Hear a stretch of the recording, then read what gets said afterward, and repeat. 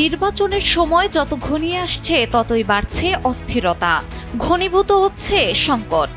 এমন সময় আইন শৃঙ্খলা রক্ষাকারী বাহিনীর প্রতিনিধিদের সঙ্গে বৈঠক করে ১ ডজন বিষয়কে চ্যালেঞ্জ হিসেবে চিহ্নিত করেছে নির্বাচন কমিশন ইসি। এই প্রেক্ষাপটে নির্বাচন সুষ্ঠু করতে বেশ কিছু সিদ্ধান্তও নিয়েছে নির্বাচন কমিশন। দেশের বর্তমান আইন শৃঙ্খলা পরিস্থিতি নিয়ে অনেক সংশয় থাকলেও নির্বাচন করার মতো পরিবেশ আছে বলে মনে করেন ইসি সচিব আখতার আহমেদ। তবে কিছু সংকট চোখে পড়ার মতো রয়েছে, যা উত্তরণ করাও সম্ভব বলে মনে করেন তিনি।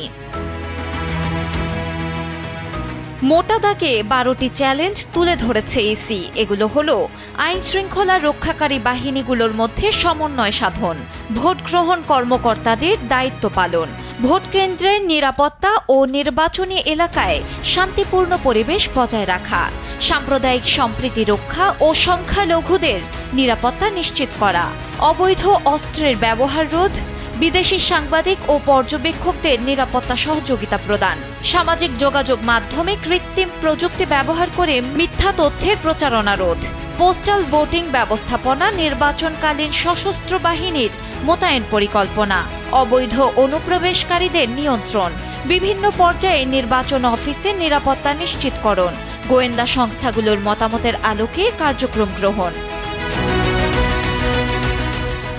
ইতোমধ্যেই নির্বাচনের আগের ৩ দিন, নির্বাচনের দিন এবং নির্বাচন পরবর্তী ৪ দিন পুলিশ সদস্য মোতায়েন করা হবে বলে জানিয়েছে ইসি।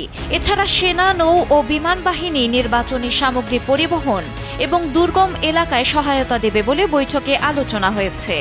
সকল বাহিনী নির্বাচনকালীন দায়িত্ব পালনের জন্য নিজস্ব প্রশিক্ষণ কার্যক্রম শুরু করেছে, যদিও আইন শৃঙ্খলা রক্ষাকারী বাহিনীর এখনও বাজেট চূড়ান্ত হয়নি বলে জানিয়েছে ইসি সচিব।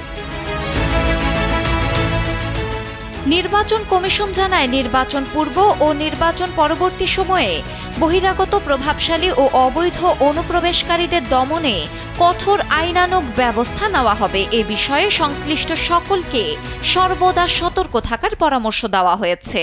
পর্যাপ্ত নিরাপত্তা ব্যবস্থা নিশ্চিত করতে হবে। সংকট থাকলে সমাধানের পথও রয়েছে। সর্বোপরি একটি অবাধ, সুষ্ঠু ও অংশগ্রহণমূলক নির্বাচন আয়োজনই ইসির মূল লক্ষ্য বলে জানিয়েছে ইসি। ডেস্ক রিপোর্ট, সময়ের আলো।